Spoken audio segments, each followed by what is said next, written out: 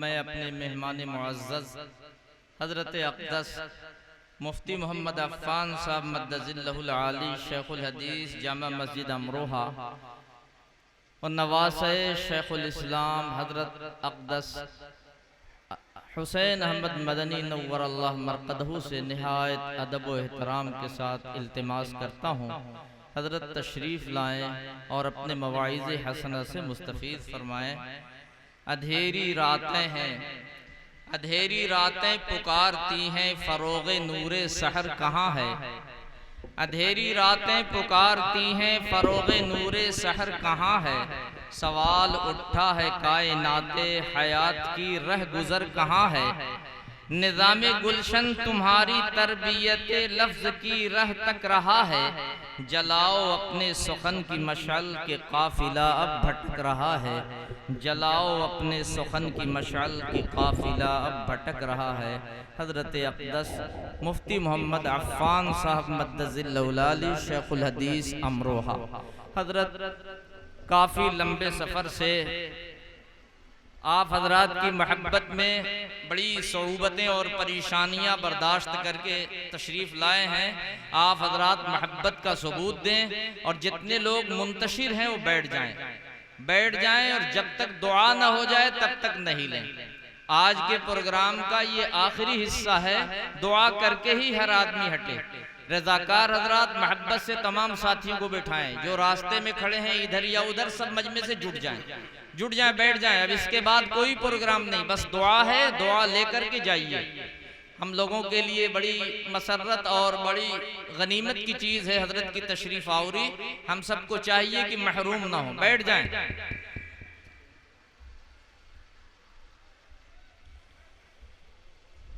الحمد لله نحمده ونستعينه ونستغفره ونؤمن به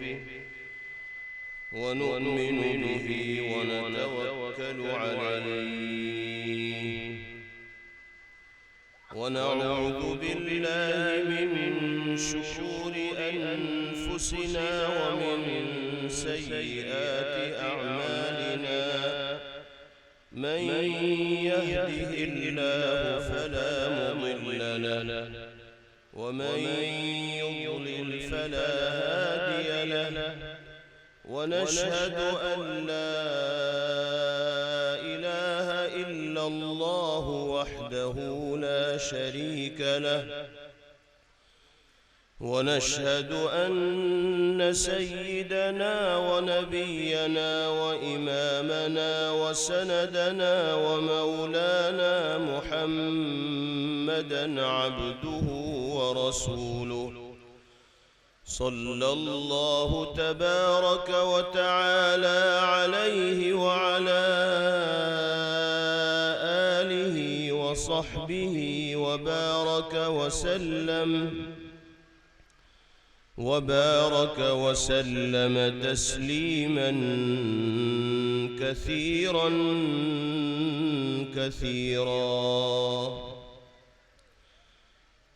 أما بعد، فأعوذ بالله من الشيطان الرجيم، بسم الله الرحمن الرحيم. أولما أصابتكم مصيبة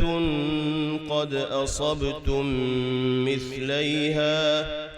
قلتم أنى هذا، قل هو من العلي العظيم.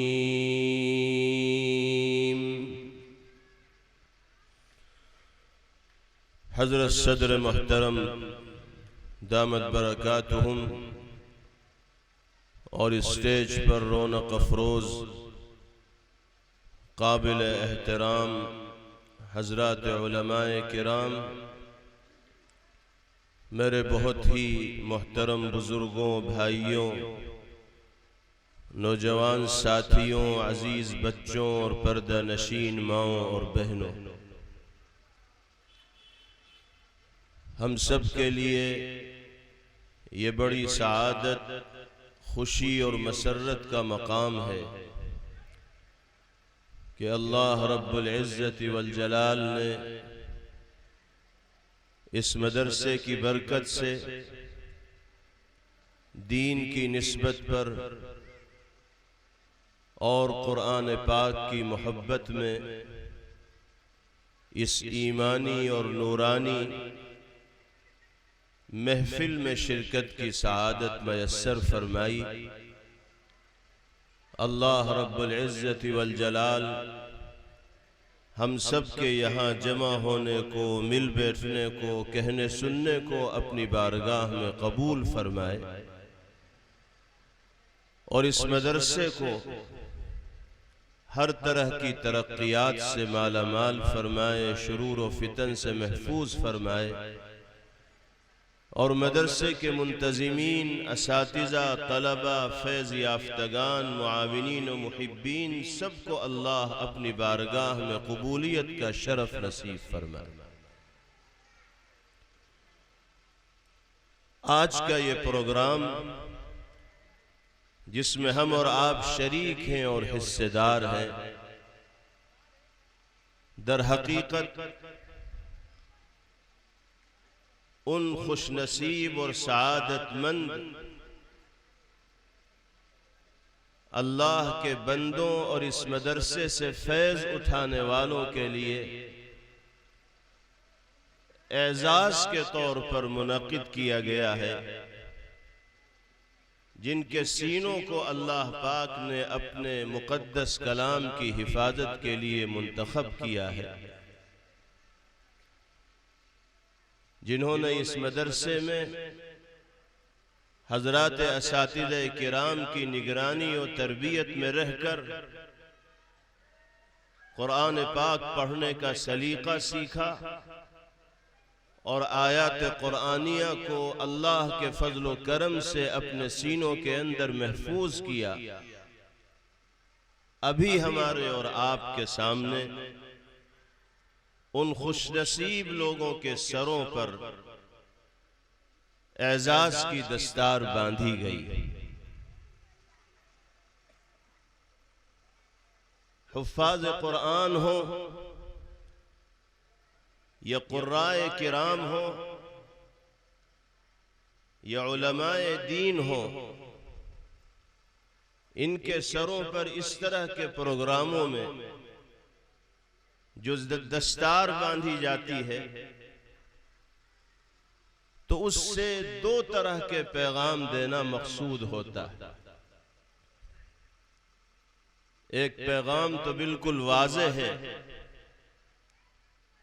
کہ قرآن پاک کے حافظ ہونے کی وجہ سے، اللہ کے کلام کو بہتر انداز میں پڑھنے کا سلیقہ سیکھنے کی وجہ سے وہ نعمت و دولت ان کا مقدر بنی ہے کہ جس سے زیادہ قیمتی نعمت و دولت اس روئے زمین پر بسنے والے انسانوں کے لیے کوئی دوسری نہیں ہو سکتی۔ اس عظیم الشان نعمت کے حصول کا تقاضا یہی ہے کہ ایسے خوش نصیب لوگوں کو مجمع عام میں اعزاز سے نوازا جائے، ان کا اکرام کیا جائے، تاکہ لوگوں کو بھی ترغیب ہو کہ اگر ہم اپنے بچوں کو بھی قرآن پاک سے وابستہ کریں گے، دینی علوم سے ان کو آراستہ کریں گے، آیات قرآنیہ پڑھنے کا سلیقہ ان کو سکھائیں گے، تو آج جس طرح ان حفاظ و قرآن کے، ان حفاظ و قرہ کے سروں پر اعزاز کی دستار باندھی جا رہی ہے، اسی طرح ایک دن ہمارے بچوں کے سروں پر بھی اعزاز کی دستار باندھی جائے گی، اور یہ اعزاز و اکرام حفاظ کرام کا صرف اس دنیا کے اندر نہیں ہوگا، بلکہ حقیقی اعزاز و اکرام تو اللہ رب العزت والجلال کی بارگاہ میں حاضری کے وقت اول و آخرین کے، اولین و آخرین کے اجتماع کے موقع پر ہو۔ دنیا کے مجامع کے اندر، دنیا کے پروگراموں میں حفاظ کرام کو اعزاز سے نوازا جانا در حقیقت رحلسل ہے اس اعزاز و اکرام کی جو اللہ کی طرف سے حفاظ کرام کو عطا کیا جائے۔ تو ایک پیغام دستار بندی کے ذریعے یہ دیا جاتا ہے کہ واقعتاً ایسے لوگ اکرام کے اور اعزاز کے لائق ہیں جن کے سینوں کو اللہ نے اپنے مقدس کلام کی حفاظت کے لیے منتخب کیا ہے، چنا۔ دوسرا پیغام دستار بندی کے ذریعے ان کو دیا جانا مقصود ہوتا ہے جن کے سروں پر دستار باندھی جا رہی ہے۔ دستار بندی کے ذریعے ان کو ان کا مقام یاد دلایا جاتا ہے، ان کو ان کی ذمہ داری کا احساس دلایا جاتا ہے۔ 50 کے مجمع میں، سینکڑوں کے مجمع میں، ہزاروں کے مجمع میں اگر حفاظ کے سروں پر دستار باندھی جا رہی ہے تو مقصد حفاظ کرام کو اپنی ذمہ داری کا احساس دلانا ہے کہ دیکھو قرآن مقدس کی شکل میں اب وہ دولت تمہیں نصیب ہو گئی کہ جس کی قدردانی انسان کو دنیاوی اور اخروی کامیابیوں سے ہمکنار کرتی ہے،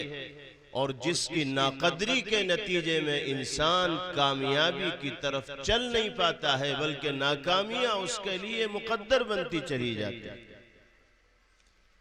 دستار بندی کا ایک یہ بھی پیغام ہے۔ جن لوگوں کو اللہ پاک نے اپنے مقدس کلام کو حفظ کرنے کی سعادت عطا فرمائی ہے، ان کی ذمہ داری عام لوگوں کے مقابلے میں بڑھ جاتی ہے۔ اب ان کو اس دنیا کے اندر ایسی زندگی گزارنی ہوگی، گناہوں سے پاک ہو کر ایسی زندگی گزارنے کا عادی بننا ہوگا، قرآنی اور نبوی تقاضوں پر عمل کرتے ہوئے ایسی زندگی گزارنے کا پابند بننا ہوگا کہ کوئی ان کی زندگی کے اوپر انگلی نہ اٹھا سکے، کوئی ان کے کسی عمل کے اوپر تنقید نہ کر سکے۔ وہ اپنی پوری زندگی کو شریعت و سنت کے مطابق گزارنے کے پابند بنے، اور اللہ نے قرآن کریم کی شکل میں جو دولت ان کو عطا کی ہے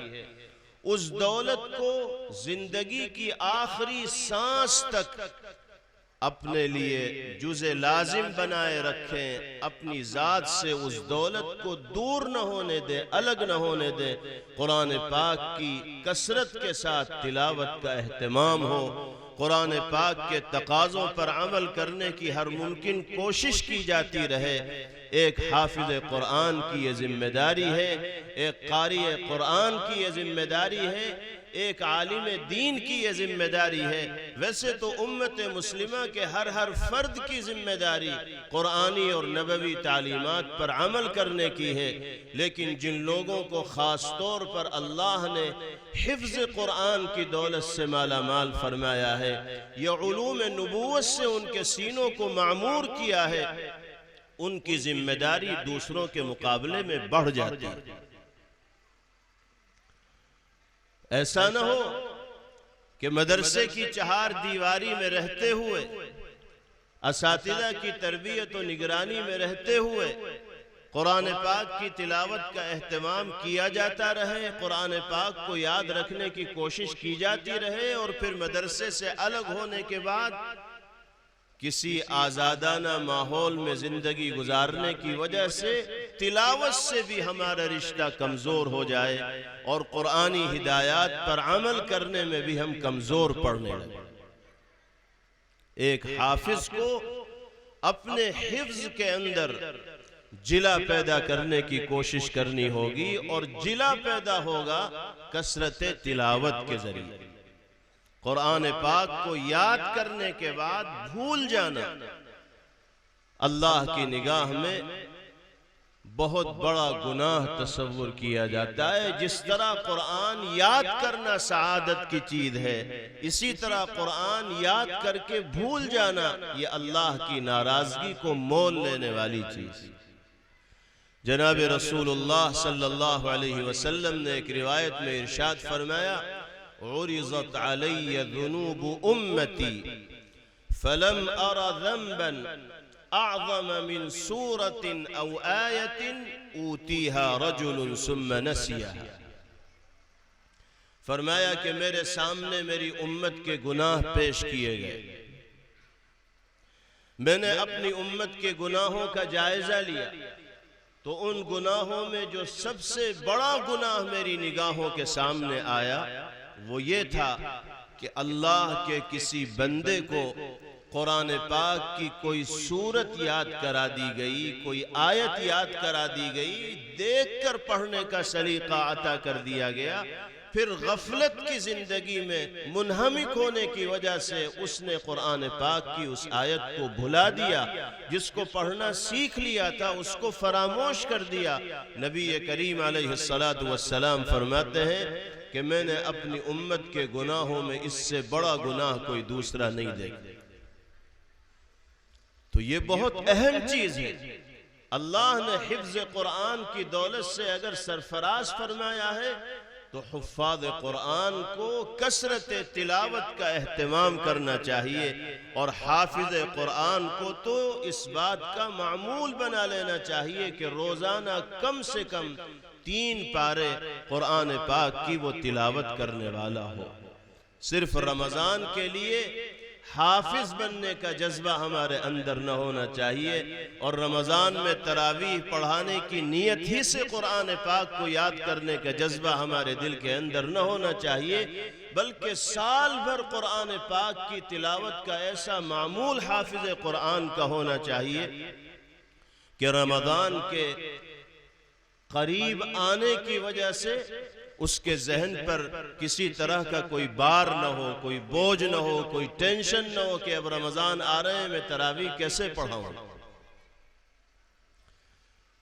نبی کریم علیہ السلام صحابہ کرام رضوان اللہ علیہم اجمعین سے فرمایا کرتے تھے تعاہدوا بالقرآن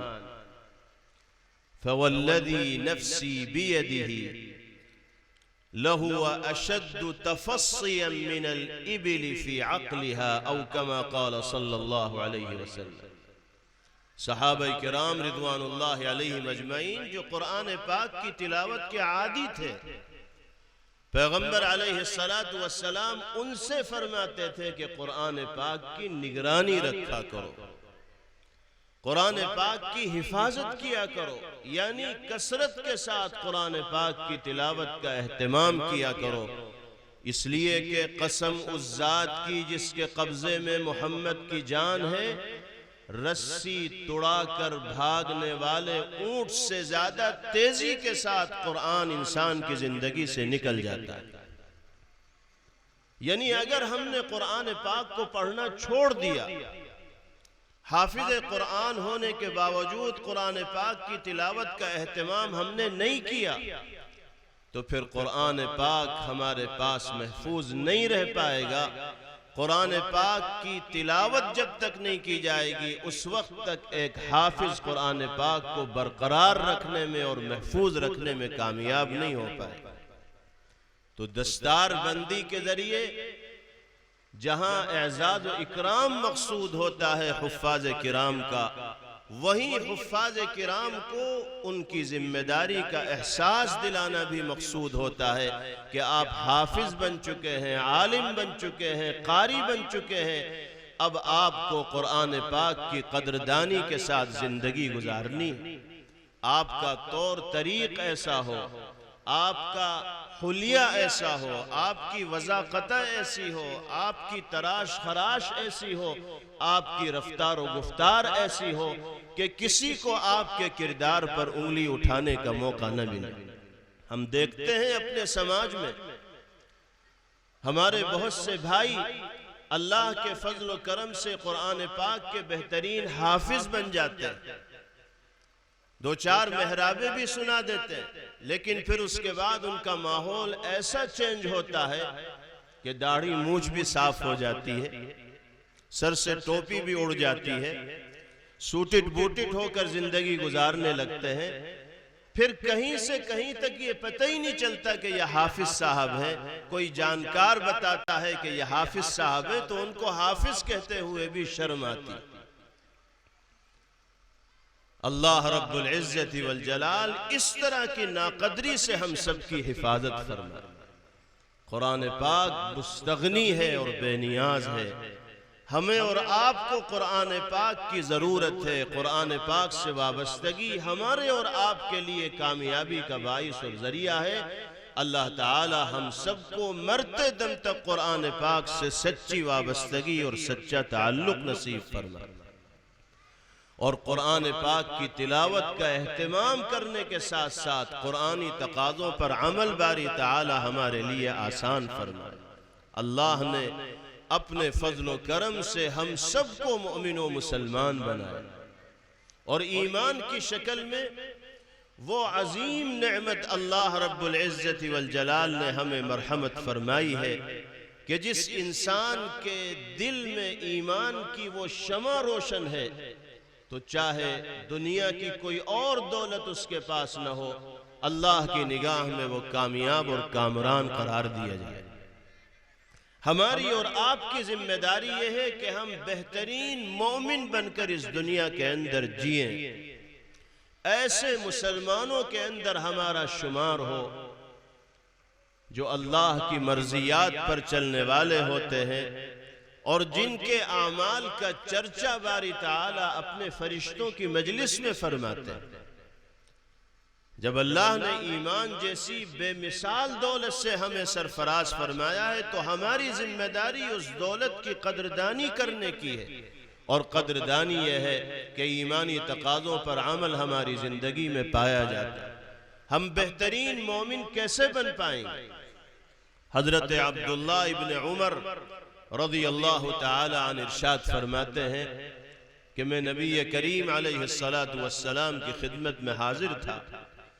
اور 10 صحابہ کرام نبی کریم علیہ السلام کی خدمت میں اور بیٹھے ہوئے تھے. اذ جاء رجل من الانصار وسلم علی النبی صلی اللہ علیہ وسلم کہ اچانک قبیلہ انصار سے تعلق رکھنے والے ایک نوجوان ساتھی پیغمبر علیہ السلام کی خدمت میں حاضر ہوئے. آپ کو سلام کیا اور بغیر کسی تمہید کے بڑی بے تکلفی کے ساتھ پیغمبر علیہ السلام سے ایک سوال کر لیا. صحابہ کرام رضوان اللہ علیہم اجمعین منتظر رہا کرتے تھے اس طرح کے لوگوں کے جو دیہات کے رہنے والے ہوں، سادہ زندگی گزارنے والے ہوں، آداب سے نابلد اور ناواقف ہوں، وہ پیغمبر علیہ السلام کی خدمت میں آئیں اور بے تکلفانہ گفتگو کریں. آپ ان کے سوالات کا جواب دیں تو ان جوابات کے ذریعے صحابہ کرام رضوان اللہ علیہم اجمعین اپنی زندگیوں کا رخ متعین فرماتے تھے. صحابہ کو بڑی خوشی ہوئی کہ ایک بالکل غیر مانوس ساتھی آئے پیغمبر علیہ السلام کی خدمت میں اور ایک بڑا بنیادی سوال کیا اور پوچھا کہ یا رسول اللہ من افضل المؤمنین؟ اے اللہ کے رسول، اللہ نے اپنے کرم سے ہمیں ایمان کی دولت سے سرفراز فرما دیا ہے. اب ہمارا جذبہ اور ہماری طلب اور ہماری تڑپ یہ ہے کہ ہم اعلیٰ درجے کے مومن اس دنیا کے اندر بنیں. آپ ہمارے سامنے نسخہ تجویز فرمائیے، ایسا عمل بتائیے کہ جس کو اختیار کرنے کے نتیجے میں ایمان والوں میں افضل ترین لوگوں میں ہمارا شمار ہونے لگے. یہ بتائیے کہ سب سے افضل مومن کون ہے؟ جواب سنیے نبی کریم علیہ السلام کا. آپ نے بہترین اور افضل مومن کی علامت و نشانی کے طور پر نمازوں کی کثرت کا ذکر نہیں فرمایا، ذکر و اذکار، تسبیحات و وظائف کی کثرت کا ذکر نہیں فرمایا، بلکہ ارشاد فرمایا احسنهم خلقا، اللہ کی نگاہ میں سب سے افضل ایمان والا وہ ہے جس کے اخلاق سب سے عمدہ اور سب سے بہتر ہو، جو نرم زبان بولنے کا عادی ہو، صداقت و سچائی اور حقانیت جس کی زبان کا شیوا ہو، جو اپنی ذات سے کسی کو تکلیف پہنچانے کا خیال اپنے دل کے اندر لانے والا نہ ہو، جو اپنے والدین بڑوں اور بزرگوں کا احترام کرنے والا ہو، عزت کرنے والا ہو، توقیر کرنے والا ہو، ان کی آنکھوں سے آنکھیں ملا کر بات کرنے والا نہ ہو، جو اپنے چھوٹوں پر شفقت کرنے والا ہو، جو اپنے گھر والوں کے حقوق کو ادا کرنے والا ہو، جو اپنے ہمسایوں اور پڑوسیوں کے ساتھ، اعزاء اقربا اور رشتہ داروں کے ساتھ اور دنیا میں بسنے والے تمام انسانوں کے ساتھ بہترین رویے کا اور برتاؤ کا مظاہرہ کرنے والا ہو۔ پیغمبر علیہ السلام نے فرمایا کہ مومن کے افضل ہونے کی نشانی اور علامت یہ ہے۔ جناب رسول اللہ صلی اللہ تعالی علیہ وسلم جو ہدایات امت کو دیا کرتے تھے وہ زبانی نہیں ہوتی تھی، بلکہ جو میرے آقا کی زبان سے نکلنے والی نصیحت ہوتی تھی وہ پیغمبر علیہ السلام کی زندگی میں 100% نمایاں طور پر دکھائی دیتی تھی۔ اگر آپ نے بہترین مومن کے لیے عمدہ اخلاق کا ہونا لازم قرار دیا تو جناب رسول اللہ صلی اللہ تعالی علیہ وسلم اس کائنات میں ایسے عظیم اخلاق کے حامل بن کر تشریف لائے تھے کہ آپ جیسا کردار کا مظاہرہ کرنے والا اس دنیا نے نہ آپ سے پہلے دیکھا اور نہ شاید اب قیامت تک دیکھ سکتی۔ وَإِنَّكَ لَعَلَى خُلُقٍ عَظِيمٍ، قرآن کریم نبی کریم علیہ السلام کے اخلاق کریمانہ اور اخلاق فاضلہ کی گواہی دے رہا ہے، شہادت دے رہا ہے۔ ہم اور آپ نمازوں کی پابندی کرنے والے ہوں، روزوں کا اہتمام کرنے والے ہوں، قرآن پاک کی تلاوت کے عادی ہوں، ذکر و اذکار اور تسبیحات کی توفیق بھی ہمیں میسر ہو جاتی ہو، لیکن ہم لوگوں سے سیدھے منہ بات نہ کرتے ہوں، جھوٹ بولتے ہوں، غیبت کرتے ہوں، کسی پر نازیبہ تبصرہ کرتے ہوں، اپنی ذات سے کسی کو تکلیف پہنچاتے ہوں، تو یاد رکھیے ہماری نمازیں، ہمارے روزے، ہماری تلاوت، ہمارا ذکر، ہماری تسبیحات، یہ سب کی سب دھری کی دھری رہ جائیں گی دوسروں کو نقصان پہنچانے کی وجہ سے، دوسروں کو تکلیف پہنچانے کی وجہ سے، بندوں کے حقوق کو تلف اور ضائع کرنے کی وجہ سے، بدخلقی کا مظاہرہ کرنے کی وجہ سے نیکیوں کے اوپر پانی پھر جائے گا۔ اللہ پاک ہم سب کو بہترین اخلاق کا حامل بن کر اس دنیا میں زندگی گزارنے کی توفیق نصیب فرمائے۔ اس کے بعد ان صحابی نے دوسرا سوال کیا کہ یا رسول اللہ من اکیس المؤمنین واحزمهم، اے اللہ کے رسول یہ بتائیے کہ ایمان والوں میں سب سے زیادہ عقل مند، دانشور، فہیم اور سمجھدار کون سا مومن قرار دیا جائے؟ نبی کریم علیہ السلام نے ارشاد فرمایا اکثرهم ذکرا للموت واستعدادا له، مسلمانوں میں سب سے زیادہ سمجھدار اور عقل مند وہ مسلمان ہے جو اپنی موت کو سب سے زیادہ یاد کرنے والا ہو اور موت کی تیاری میں اس دنیا کے اندر زندگی گزارنے والا۔ اس لیے کہ جب انسان کو موت یاد رہتی ہے تو پھر اللہ پاک کی نافرمانی کی جرأت و ہمت وہ انسان نہیں کر پاتا۔ جب بھی انسان کو اللہ کے احکامات کو پامال کرنے کی جرأت ہوتی ہے تو وہ موت سے غفلت کے نتیجے میں ہوتی ہے، اللہ کی بارگاہ میں حاضری کے احساس اور تصور سے محروم ہونے کی وجہ سے ہوتی ہے۔ جس انسان کو ہر دم اللہ کی بارگاہ میں حاضری کا احساس رہے تو وہ کبھی جان بوجھ کر اللہ کی نافرمانی کے راستے میں قدم نہیں اٹھائے گا، کوئی ایسی حرکت نہیں کرے گا جو اللہ کی ناراضگی اور غضب کو مول لینے کا باعث اور ذریعہ بننے والی ہو۔ یہی وجہ ہے کہ نبی کریم علیہ السلام ہدایت فرمایا کرتے تھے، اکثروا ذکر ہذم اللذات، لذتوں کو ختم کر دینے والی چیز موت کا کثرت کے ساتھ تذکرہ کیا کرو۔ پیغمبر علیہ السلام نے ان اعمال سے انسانوں کو بچنے کی ہدایت دی ہے، تلقین فرمائی ہے جو انسانی دلوں میں سختی پیدا کر دیتے ہیں، جو موت کے حوالے سے انسان کو غافل کر دیتے ہیں۔ پیغمبر علیہ السلام نے فرمایا وَلَا تُكْثِرِ الضِّحْكِ فَإِنَّ كَثْرَةَ الضِّحْكِ تُمِيتُ الْقَلْبِ، زیادہ ہنسا مت کرو، ٹھٹھے مت لگایا کرو، اعتدال سے باہر ہنسی مذاق میں نہ نکلا کرو، اس لیے کہ ضرورت سے زیادہ ہنسنا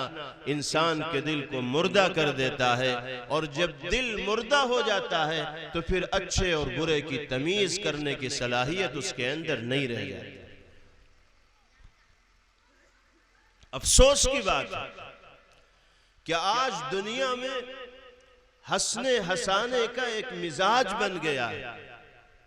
اور بہت سے ایسے فنکار دنیا کے اندر پیدا ہو گئے جن کا کام ہی ہے مختلف لوگوں کی نقلیں اتار کر جھوٹے سچے قصے اور کہانیاں سنا کر لوگوں کو اتنا ہنسانا کہ پیٹ پہ بل پڑ جائے۔ باقاعدہ ان فنکاروں کے شو ہوتے ہیں اور بھاری بھاری ٹکٹ لینے پڑتے ہیں ان کی شو میں شرکت کرنے کے لیے، ان کی ان بے ہنگم باتوں کو اور حرکتوں کو دیکھنے اور سننے کے لیے۔ اور دنیا ایسے نام نہاد فنکاروں کی ایسی دیوانی ہے کہ ہزار روپے بھی اگر ٹکٹ لے کر ان فنکاروں کے حرکات کو دیکھنے کے لیے جانا پڑے تو جاتے ہیں اور پیسے لٹاتے ہیں، اور سوائے ہنسی مذاق کے وہاں کچھ ہوتا ہی نہیں۔ پھر موبائلوں میں ان کے پروگرام محفوظ ہوتے ہیں، گھنٹوں وہ پروگرام دیکھے جاتے ہیں اور ہنسا جاتا ہے۔ جب ضرورت سے زیادہ کوئی چیز انسان کی زندگی کے اندر ہوگی تو وہ نفع پہنچانے والی نہیں ہوگی بلکہ نقصان پہنچانے والی ہوگی۔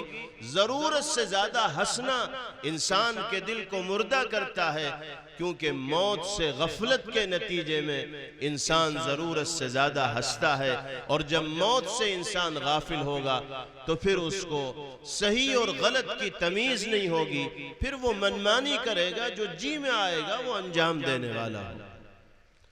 جناب رسول اللہ صلی اللہ علیہ وسلم نے ارشاد فرمایا کہ سب سے عقل مند ایمان والا وہ ہے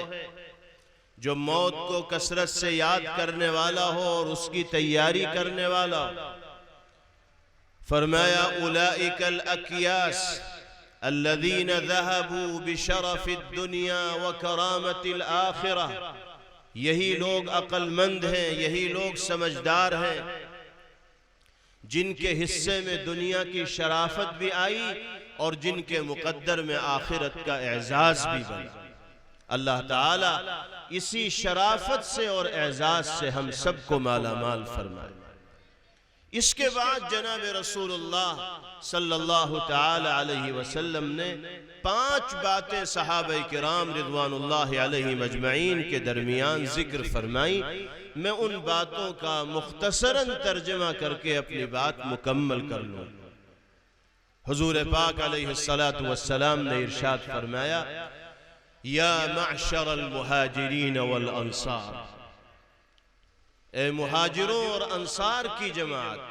5 خصال اعوذ باللہ ان تدرکوہن، 5 خصلتیں، 5 عادتیں، 5 برائیاں ایسی ہیں جن کے سلسلے میں اللہ کی پناہ چاہتا ہوں کہ تمہاری زندگی میں وہ 5 برائیاں آ جائیں یا ان میں سے کوئی ایک برائی آ جائے۔ نبی کریم علیہ السلام نے یکے بعد دیگرے 5 برائیوں کا تذکرہ کیا،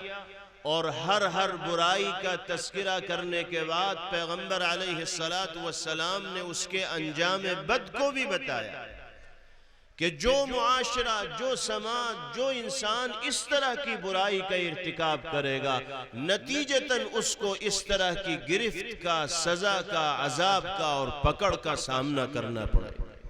جناب رسول اللہ صلی اللہ تعالی علیہ وسلم کے ان ارشادات مبارکہ کو غور سے سن کر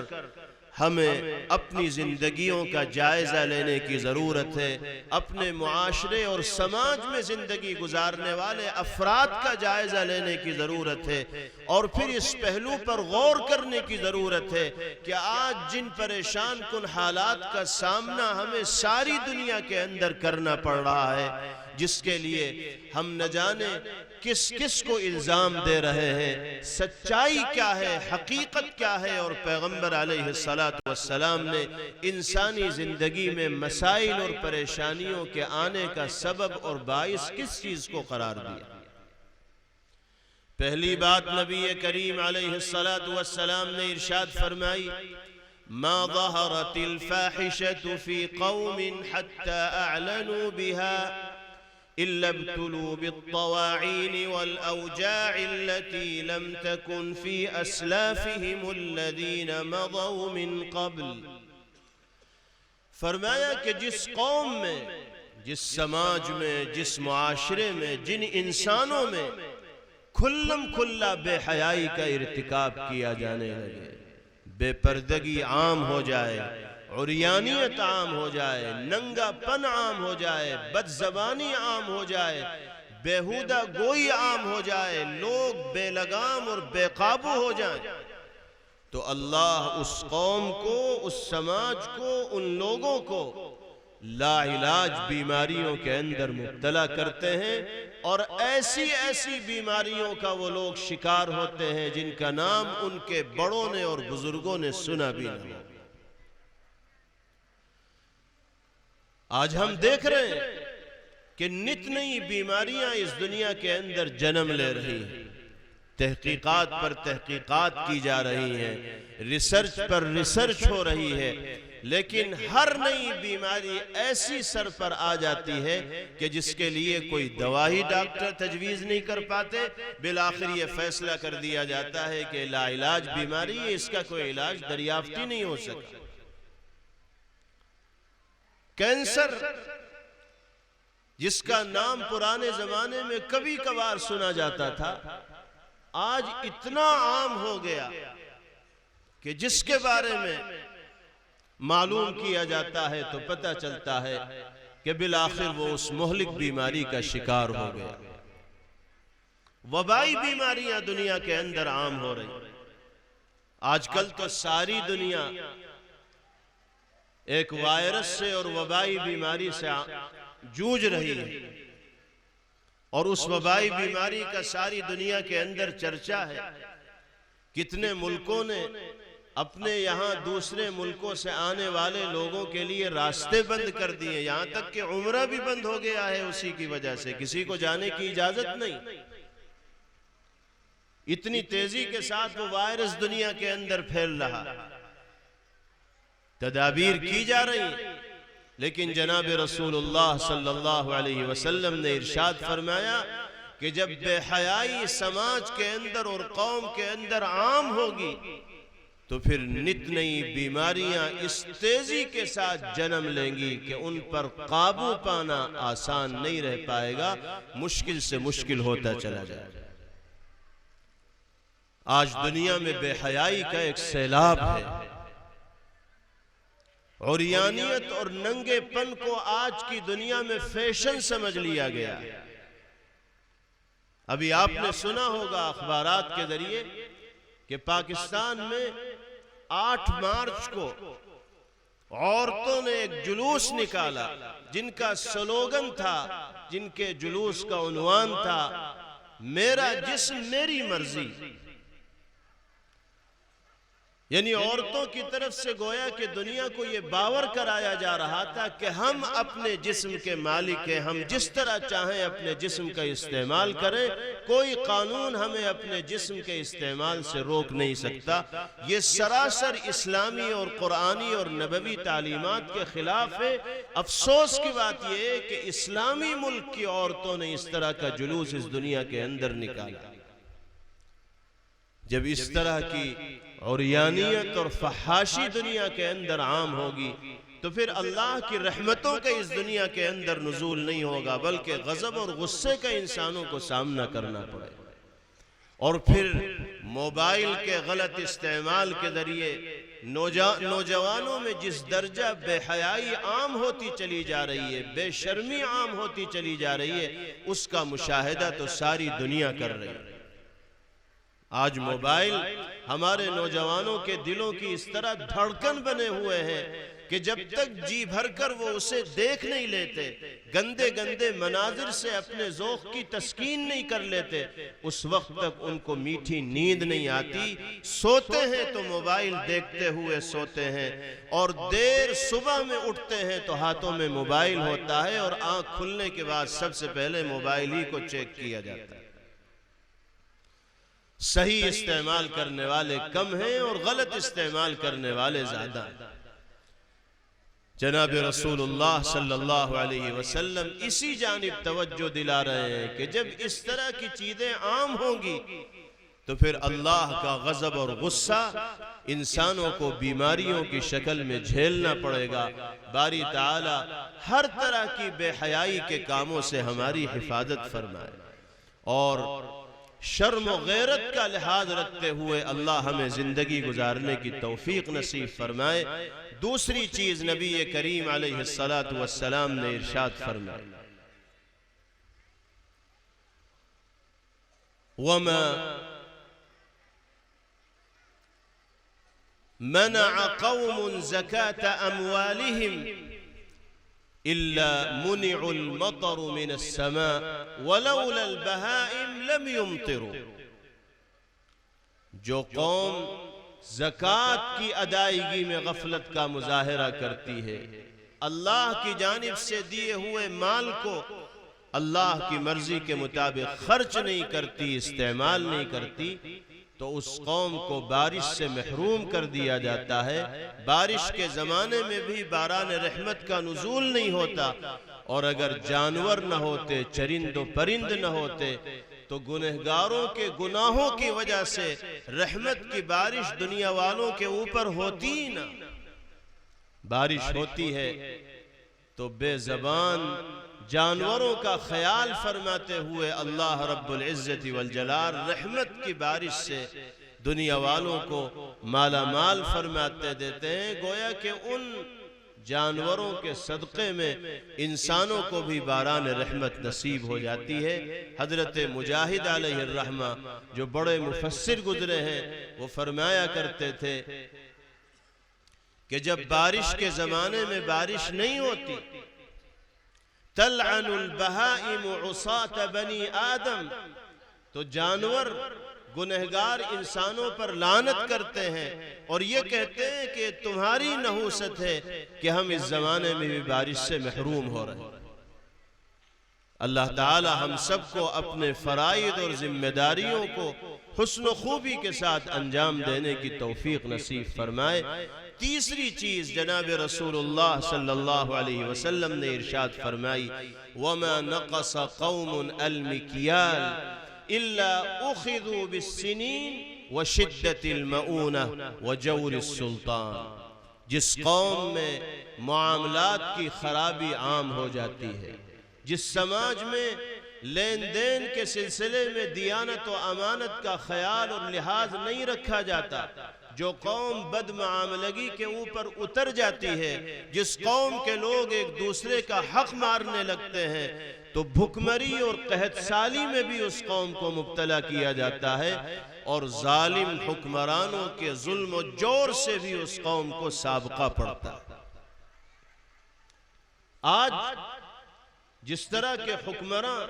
دنیا پر حکمرانی کر رہے ہیں یا ہمارے ملک پر حکمرانی کر رہے ہیں، ان کے ظلم و زیادتی کی وجہ سے ملک کے باشندے پریشان ہیں، ان کی زیادتیوں کے اوپر تبصرے کیے جا رہے ہیں، ان کی حرکتوں کی چرچائیں کی جا رہی ہیں۔ سارا کا سارا نظام تو اللہ ہی کے قبضہ قدرت میں ہے۔ کسی کو اگر اقتدار کی کرسی ملی ہے تو اللہ کی مرضی کے بغیر کوئی اس کرسی تک نہیں پہنچ سکتا۔ جب ہمارا یقین اور ایمان یہ ہے کہ اللہ کی مرضی کے بغیر کسی درخت کا کوئی پتا حرکت نہیں کر سکتا، تو اللہ کی مرضی کے بغیر کسی ملک کے اقتدار پر کوئی فرد کیسے پہنچ سکتا ہے؟ آج جو حکمران دنیا میں حکمرانی کر رہے ہیں یا ہمارے ملک میں حکمرانی کر رہے ہیں، یقیناً اللہ کی مرضی سے وہ اس کرسی کے اوپر آئے ہیں۔ اللہ نے ایسے ظالم لوگوں کو ہم پر کیوں مسلط کیا ہے، اس پہلو پر غور کرنے کی ضرورت ہے۔ نبی کریم علیہ السلام فرماتے ہیں کہ جب بد معاملگی کسی قوم کے اندر عام ہو جاتی ہے تو پھر سلاطین اور حکمرانوں کے جور اور ظلم کا اس قوم کو سامنا کرنا پڑتا ہے۔ آج ہمیں اور دنیا میں بسنے والے انسانوں کو اپنے گریبان میں منہ ڈال کر اپنی زندگی کا جائزہ لینے کی ضرورت ہے۔ دھوکہ دھڑی آج کی دنیا میں عام ہے۔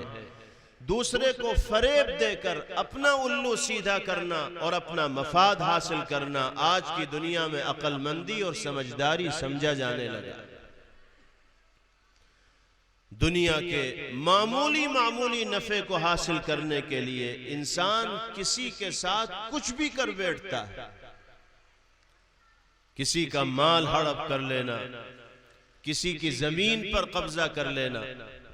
کسی کو کسی بھی انداز میں نقصان پہنچانے کی کوشش کرنا بالکل عام چیز ہو گئی ہے۔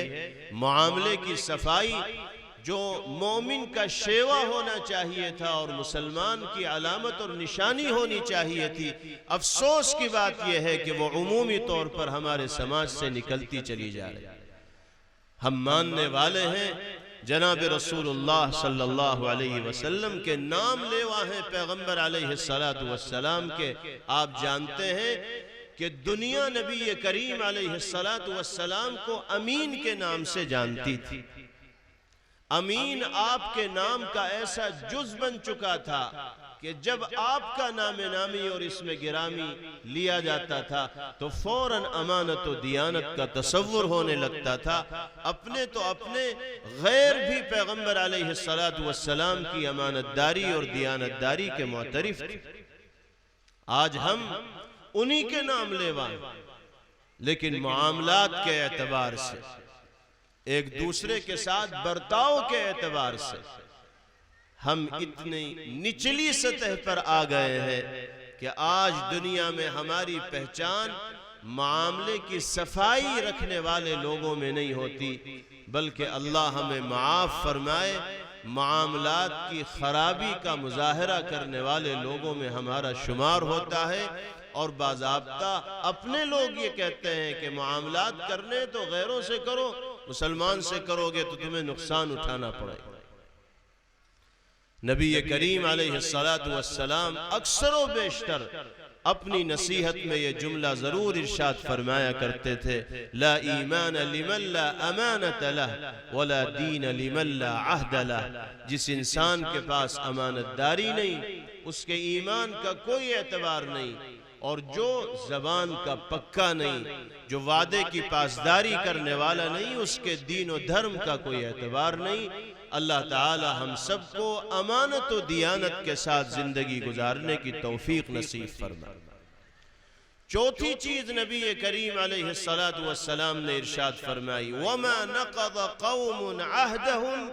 إِلَّا سَلَّطَ اللَّهُ عَلَيْهِمْ عَدُوًّا مِّنْ غَيْرِهِمْ۔ جو قوم زبان کی پکی نہیں رہتی، جو قوم وعدہ خلافی کرتی ہے، جو قوم اپنے قول و قرار سے مکر جاتی ہے، تو اللہ تعالی دشمنوں کو اس کے سر پر مسلط فرما دیتے ہیں۔ دوسروں کی حکمرانی میں زندگی گزارنے پر اس کو مجبور کر دیتے ہیں، اور یہ حالات اس قوم کے سامنے اس وجہ سے آتے ہیں کہ وہ قول و قرار کا لحاظ رکھنے والی اور وعدے اور میثاق اور پیمان کا لحاظ رکھنے والی نہیں ہوتی۔ اس سے یہ پیغام دیا جناب رسول اللہ صلی اللہ علیہ وسلم نے کہ ہر مومن کو ہر حال میں وعدے کو پورا کرنے کی کوشش کرنی چاہیے اور قول و قرار کا اور زبان کا پکا ہونا چاہیے۔ اور آخری چیز نبی کریم علیہ السلام نے ارشاد فرمائی وَمَا لَمْ تَعْمَلْ أَئِمَّتُهُمْ بِمَا فِي كِتَابِ اللَّهِ إِلَّا جَعَلَ اللَّهُ بَأْسَهُمْ بَيْنَهُمْ أو كما قال صلی اللہ علیہ وسلم۔ فرمایا کہ جس قوم کے ذمہ داران، جس قوم کے لوگ، جس قوم کے افراد قرآنی اور نبوی پیغام کے مطابق اپنے سماجی معاملات کو انجام نہیں دیتے، باہمی نزاعات کا اور جھگڑوں کا شرعی روشنی میں فیصلہ نہیں کرتے، تو اللہ تعالی ان میں آپس میں اختلاف پیدا فرما دیتے ہیں۔ ایک دوسرے کی مخالفت کرنے کے لیے لوگ میدان کے اندر آ جاتے ہیں، آپس میں لڑائیاں ہونے لگتی ہیں، ایک دوسرے کی عزتوں سے کھلواڑ کیا جانے لگتا ہے، ایک دوسرے کو نقصان پہنچانے کے در پہ ہو جاتے ہیں۔ ایسا کب ہوتا ہے؟ آپسی اختلاف و انتشار کا سامنا قوم کو کب کرنا پڑتا ہے؟ نبی کریم علیہ السلام فرماتے ہیں کہ جب ہمارے معاملات میں فیصلے قرآنی اور نبوی ہدایات کی روشنی میں نہیں ہوتے، بلکہ دوسری چیزوں کو بنیاد بنا کر ہم اپنے معاملات میں فیصلے کرتے ہیں۔ آج یہ چیز بھی دنیا کے اندر عام ہے۔ مسلمان آپسی جھگڑوں میں فیصل سرکاری عدالتوں کو بناتا ہے، غیر مسلم ججوں کے پاس اپنے معاملات مسلمان لے کر جاتا ہے، گھریلو اختلافات ہوتے، خاندانی جھگڑے ہوتے، زمین جائیداد کا مسئلہ ہوتا ہے،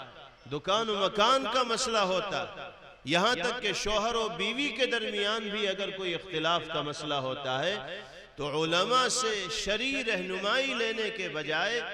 ہم دوسرے کے مزہ چکھانے کے لیے انتقام کی آگ اپنے دل کے اندر رکھ کر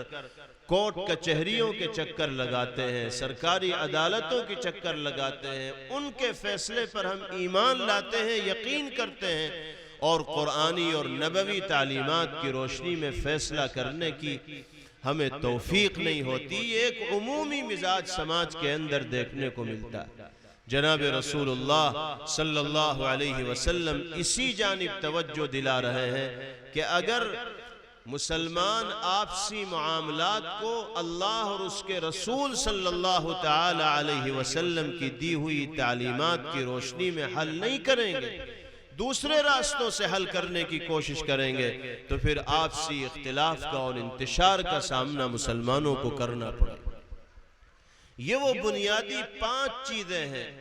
5 بری خصلتیں اور بری عادتیں ہیں جن کا تذکرہ نبی کریم علیہ السلام نے فرمایا، اور جس کے بارے میں آپ نے صاف لفظوں میں یہ ارشاد فرما دیا کہ جس قوم میں اس طرح کی برائیاں عام ہوگی تو ان کو خمیازہ بھگتنے کے لیے تیار ہو جانا چاہیے، انجام کا سامنا کرنے کے لیے تیار ہو جانا چاہیے۔ اللہ تعالی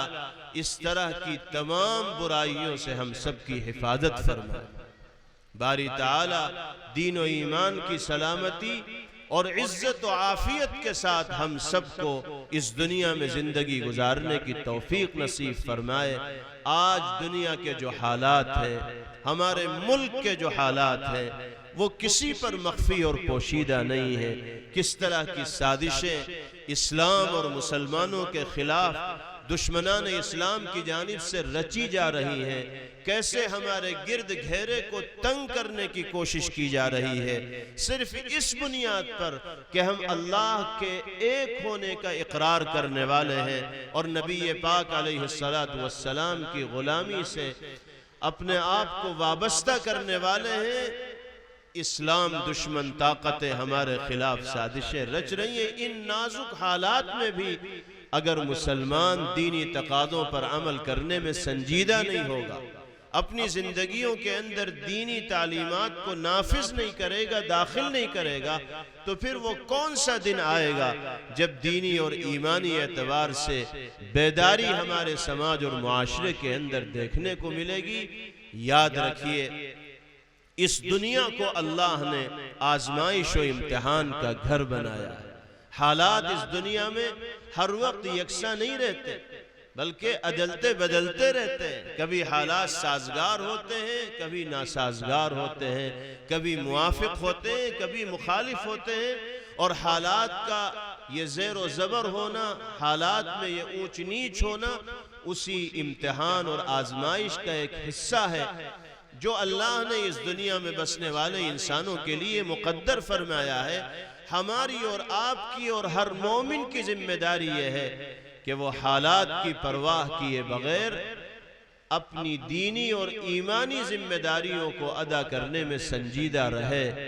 جو مسلمان ہر حال میں ایمانی ذمہ داریوں کو حسن و خوبی کے ساتھ ادا کرنے والا ہوگا تو اللہ پریشان کن حالات سے نکلنا اس کے لیے آسان فرما دیں گے۔ آج ہمیں اس ملک میں جن پریشان کن حالات کا سامنا کرنا پڑ رہا ہے، ہمارے بڑوں اور بزرگوں نے آج سے زیادہ پریشانیوں کا سامنا اسی ملک کے اندر کیا، لیکن وہ ایمانی تقاضے پر مضبوطی کے ساتھ جمے رہے اور حالات کا مقابلہ کرنے کے لیے ظاہری اسباب کو تدابیر کی شکل میں اختیار کیے رہے، لیکن ساتھ ساتھ اللہ سے انہوں نے اپنے رشتے کو مضبوط اور مستحکم رکھا۔ نتیجہ یہ ہوا کہ اللہ کی مدد شامل حال ہوئی، اور دشمنوں کی لاکھ دشمنی اور عداوت کے باوجود اللہ تعالیٰ نے ان کو کامیابی سے ہمکنار فرمایا، پریشانیوں کے بادل ہٹے، اور عزت و عافیت کے ساتھ ان کا اس ملک کے اندر زندگی گزارنا آسان ہوا۔ آج بھی ہمیں اور آپ کو حالات سے بالکل متاثر اور خوفزدہ ہونے کی ضرورت نہیں، مایوس ہونے کی ضرورت نہیں۔ فکر مندی اور تشویش الگ چیز ہے۔ جب حالات خراب ہوتے ہیں تو فطری طور پر انسان کو تشویش ہوتی ہے، لیکن تشویش اور فکر کے اندر مبتلا ہو کر بزدلی اور مایوسی کا شکار ہو جانا یہ کسی مومن کو زیب دینے والی چیز نہیں ہے۔ جس کا رشتہ اللہ سے مضبوط ہو، جس کے دل میں ایمان کی شمع روشن ہو، ایمان کا چراغ جل رہا ہو، وہ زندگی کے کسی موڑ پر اور کسی قدم پر مایوس اور نا امید نہیں ہو سکتا۔ اللہ کی طاقت سب سے بڑی طاقت ہے، اور ساری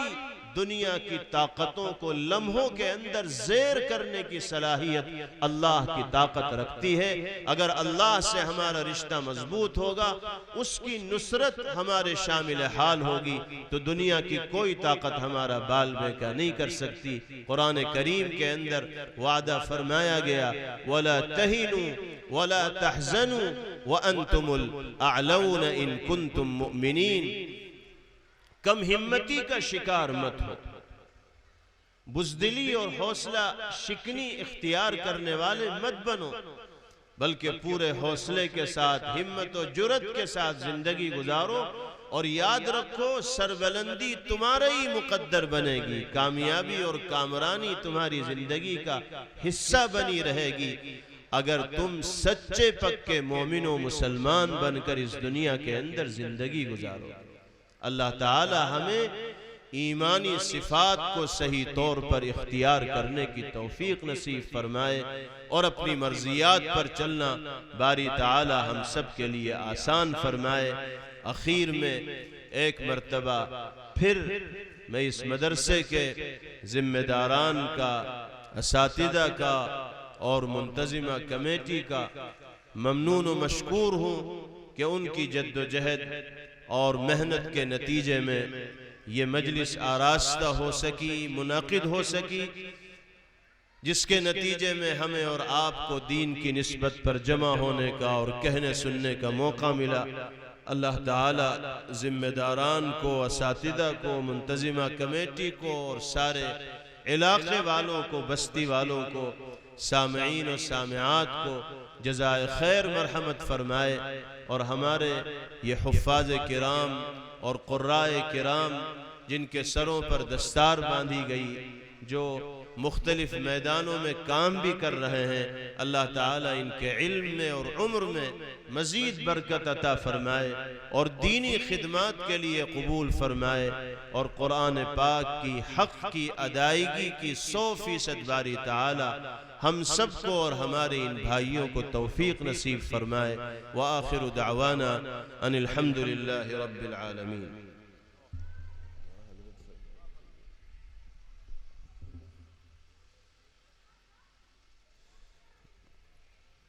अल्लाहुम्मा लकल हम्दु कुल्लुहु व लकश शुक्रु कुल्लुहु,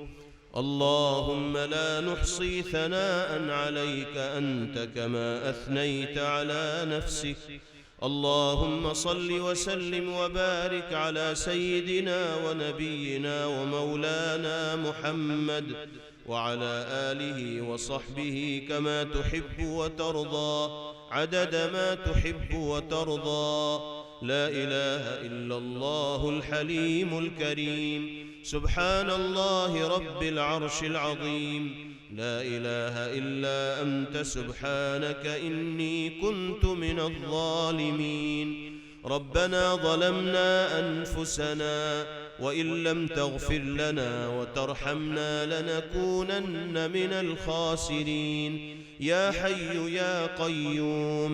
बिरहमतिक नस्तगीथ, अस्लिह लना शअनना कुल्लह वला तकिलना इला अनफुसिना तर्फत ऐन। अल्लाहुम्मा अस्लिह लना दीनना अल्लज़ी हुवा इस्मतु अमरिना व अस्लिह लना दुनियाना अल्लती फ़ीहा मआशुना व अस्लिह लना आखिरतना अल्लती इलैहा मआदुना व अह्यिना मा कानतिल हयातु खैरन लना व तवफ़्फ़ना इज़ा कानतिल वफ़ातु खैरन लना वजअलिल हयात ज़ियादतन लना फ़ी कुल्लि खैर वजअलिल मौत राहतन लना मिन कुल्लि शर्र। अल्लाहुम्मा बारिक लना फ़िल मौत व फ़ीमा बअदल मौत, अल्लाहुम्मा बारिक लना फ़िल मौत व फ़ीमा बअदल मौत। अल्लाहुम्मा तहिर क़ुलूबना मिनन निफ़ाक़ व अअमालना मिनर रिया व अल्सिनतना मिनल कज़िब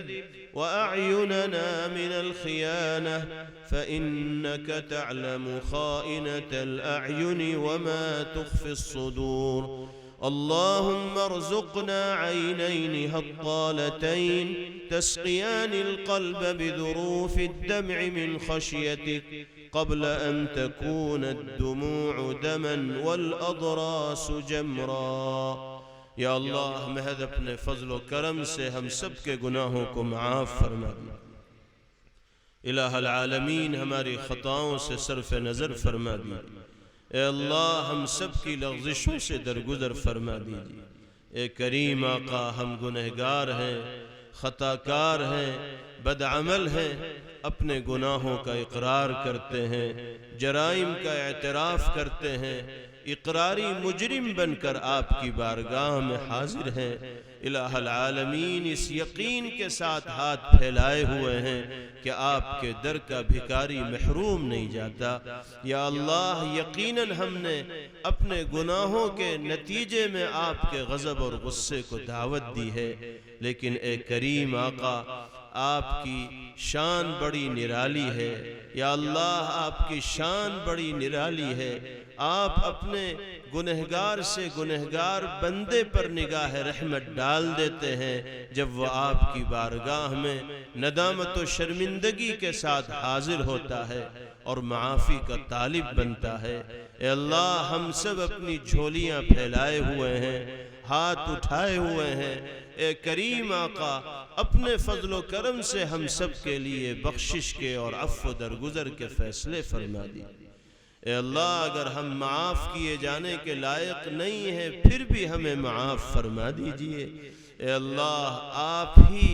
गफ़्फ़ारुज़्ज़ुनूब हैं, آپ ہی مشکل کشا ہیں، آپ ہی حاجت روا ہیں، جو کچھ ملے گا آپ کے در سے ملے گا۔ الہ العالمین، آپ کے در سے اگر دھتکار دیا جائے گا تو پھر ہم آپ ہی کے در پر آئیں گے۔ اے کریم آقا، ہمیں آپ کے حبیب نے آپ کے در کے سوا کوئی در نہیں دکھایا۔ الہ العالمین، کرم کا اور فضل کا ہم سب کے ساتھ معاملہ فرما دیجئے، ہر طرح کی خیرات و برکات سے ہمیں مالا مال فرمائیے، شرور و فتن سے حفاظت فرما دیجئے۔ اے اللہ، سارے عالم کے مسلمانوں کے لیے خیر کے اور بھلائی کے فیصلے فرما دیجئے۔ یا اللہ، ہمارے ملک میں امن و امان اور آپسی محبت کی فضا کو قائم و دائم فرما دیجئے۔ یا اللہ، ملک دشمن جو طاقتیں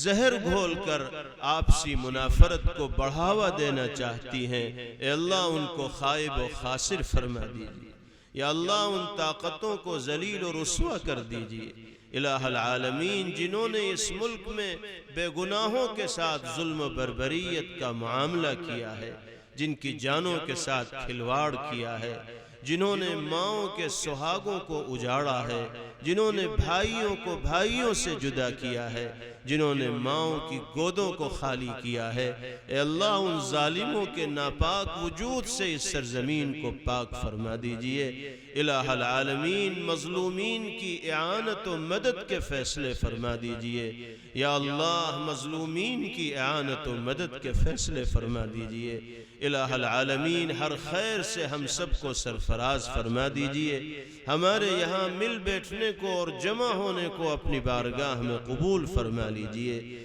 یا اللہ، اس مدرسے کو اور تمام دینی مدارس کو، مکاتب کو، تعلیم گاہوں کو ہر طرح کی ترقیات سے مالا مال فرما دیجئے۔ یا اللہ، ہمارے مدارس کی، معابد کی، مساجد کی، خانقاہوں کی، دینی جماعتوں کی اور امت مسلمہ کے ہر فرد کی حفاظت فرما دیجئے۔ یا اللہ، ہم میں جو بیمار ہوں ان سب کو شفائے کلی مرحمت فرمائی۔ یا اللہ، ظاہری، باطنی، روحانی، جسمانی ہر طرح کی بیماریوں کو دور فرما دیجئے۔ اے کریم آقا، شافی مطلق آپ ہیں، دعاؤں میں اثر پیدا کرنے والی ذات بھی آپ کی ہے اور دعاؤں کو قبول کرنے والی ذات بھی آپ کی ہے۔ آپ کی مرضی کے بغیر کچھ نہیں ہو سکتا، اور آپ چاہیں تو تنکے میں جان ڈال دیں اور لا علاج بیمار کو لمحوں میں شفا یاب فرما دیں۔ اے اللہ، کتنے لوگ بیماریوں سے اتنا پریشان ہیں کہ وہ اپنی زندگی پر موت کو ترجیح دینے لگے ہیں۔ اے کریم آقا، اپنی قدرت کا مظاہرہ کرتے ہوئے بیماریوں سے شفا عطا فرما دیجئے۔ اے اللہ، ہر طرح کے مہلک، موذی اور وبائی امراض سے ہم سب کی حفاظت فرما دیجئے۔ یا اللہ، مجبوری، معذوری اور محتاجگی کی زندگی سے امت مسلمہ کے ہر فرد کی حفاظت فرما دیجئے۔ اے اللہ، ہمارے مرحومین کی مغفرت فرمائیے، ہمارے گھروں میں دینی ماحول پیدا فرمائیے، نمازوں کی پابندی کی توفیق ہم سب کو نصیب فرمائیے، اپنی زندگی کے قیمتی اوقات کی حفاظت کرنے کی دولت سے ہم سب کو سرفراز فرما دیجئے۔ اے اللہ، ہمارے نوجوانوں کے لیے راہ ہدایت پر چلنا آسان فرما دیجئے، ہر طرح کے خلاف شرع اعمال سے ہمارے نوجوان بھائیوں اور بہنوں کو محفوظ فرما دیجئے۔ یا اللہ، جو پریشان حال ہیں ان کی پریشانیوں کو دور فرمائیے، جو مقروض ہیں ان کو قرض کے بوجھ سے سبکدوش فرما دیجئے، جو ناجائز مقدمات میں گرفتار ہیں ان کو باعزت مقدمے سے بری فرما دیجئے، اور جو بے روزگار ہیں ان کو حلال اور پاکیزہ روزی نصیب فرما دیجئے۔ یا اللہ، ہم سے جن لوگوں نے دعاؤں کے لیے کہا ہے یا جن کا ہم پر حق ہے، ہمارے محترم والدین، اہل خانہ، اساتذہ، مشائخ، محبین و متعلقین، سب کو اپنی بارگاہ میں قبول فرما لیجئے۔ ہم نے جو مانگا